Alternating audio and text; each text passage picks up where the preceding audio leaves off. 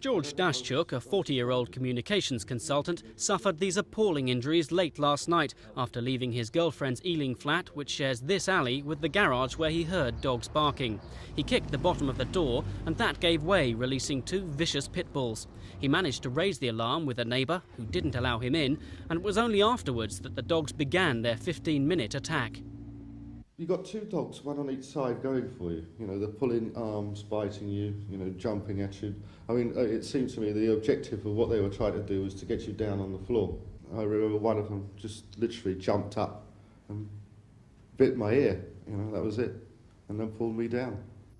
Police arrived some minutes later and tried all means to fend off the dogs. I drove at the dogs, they'd already backed away from the man, and I hit one of the dogs, which caused him to fly back about 5 or 6 feet, and the other dog followed him into this alleyway. I then kept them at bay in the alleyway with a pincer movement until the actual firearms unit arrived and they shot the dogs and they died.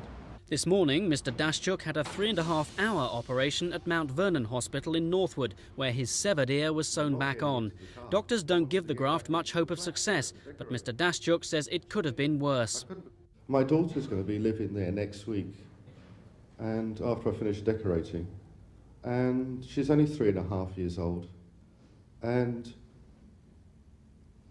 if they're in there on a Sunday, if they lock them in there on a Sunday, and she's playing out in the garden, and God knows what could happen.